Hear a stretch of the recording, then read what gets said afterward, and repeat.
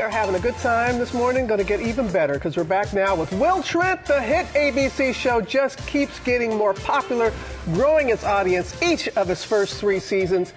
And season 4 debuts tonight. Will himself. Give it up for Ramón Rodríguez. Yes, we love you.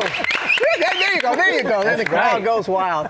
Congratulations on all that's happened. I mean, you are a producer. You directed the premiere way back when. I directed tonight's premiere. Yes. As well. Yeah, so here we are, season 4. Could you ever imagine the success? No.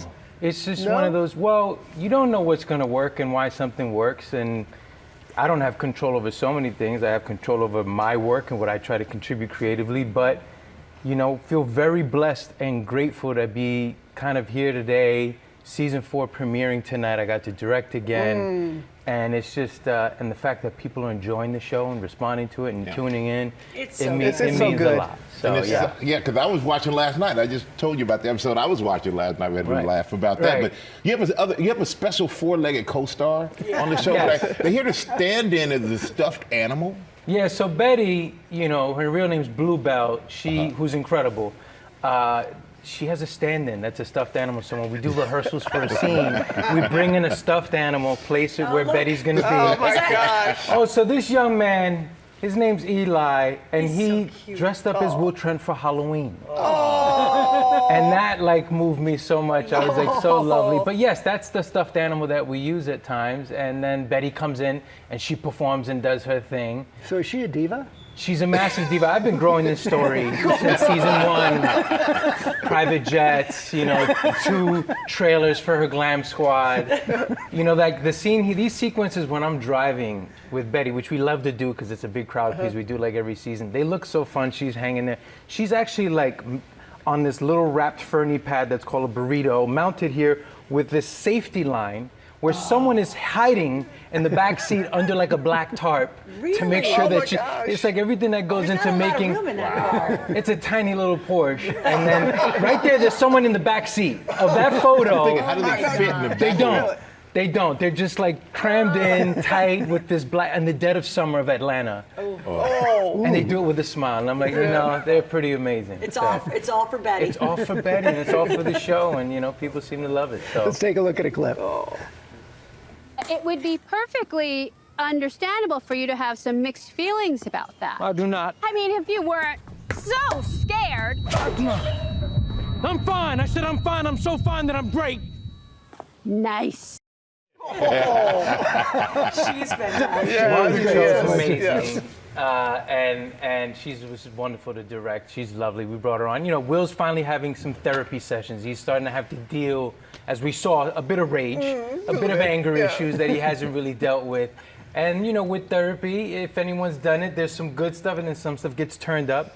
And that's going to be kind of some of the themes we're going to explore this season is sort of Will unraveling, deconstructing this character who's been so put together, the 3-piece suit, sort of has to know how to solve crimes, but now we want to get into a bit of his emotional trauma and things that haven't been dealt with. And so therapy's been really What's great. it like directing yourself?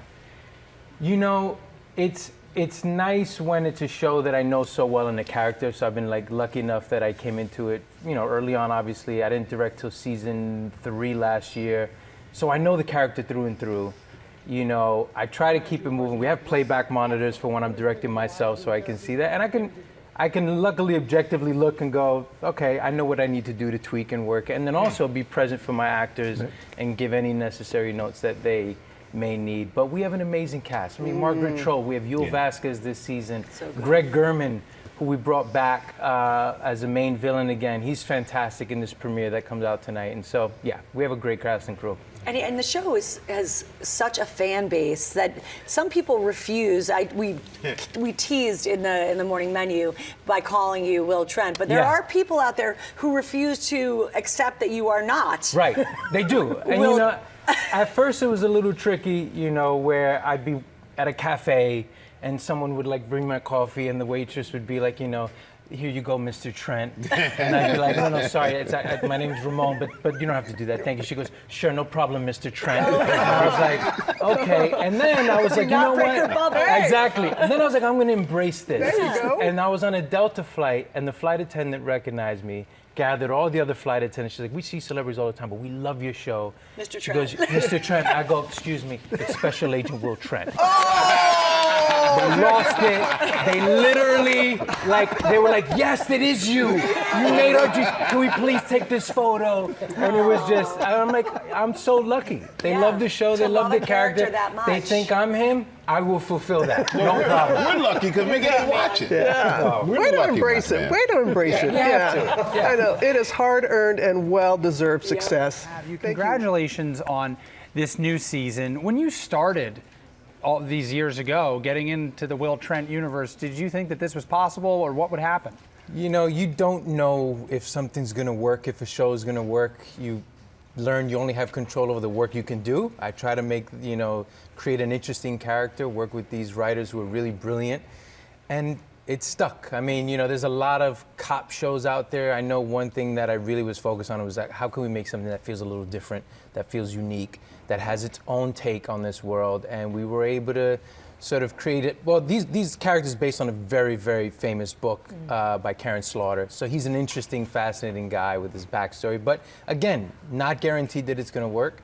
And here we are now, season 4, which is kind of, it seems to be working. And yeah, really grateful for that. And he's also an EP on the show, is that right? Karen Slaughter? Karen Slaughter's an EP as well, exactly. And so she has been just a wonderful collaborator. She loves that the show's doing well and that her books are selling as well, because she keeps writing more Will Trent books. And so it's been, it's been quite the ride. She's fantastic. The show has had so much success. We are so happy for you. But you're sharing the limelight with another character, a four-legged character, dog, Betty the Chihuahua. What's it like working with a professional dog, a professional acting dog? She is a professional. She really can do a lot of. My sister had a Chihuahua. That Chihuahua was out of control. It was wild. It did not listen to anything you wanted it to do. Belle, which is her real Bluebell, she hits her marks. She, performs. She does whatever tricks that you need her to do. It's very impressive. And in that photo you saw where I'm driving the Porsche.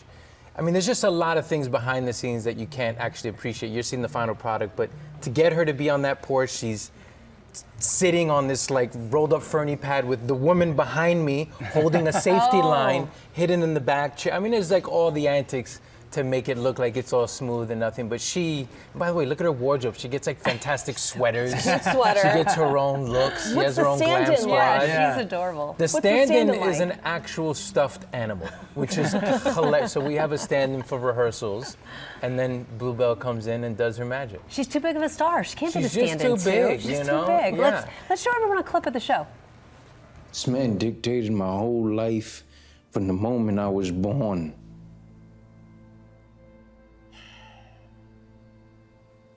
I have to end this. So you're torturing yourself? A little bit.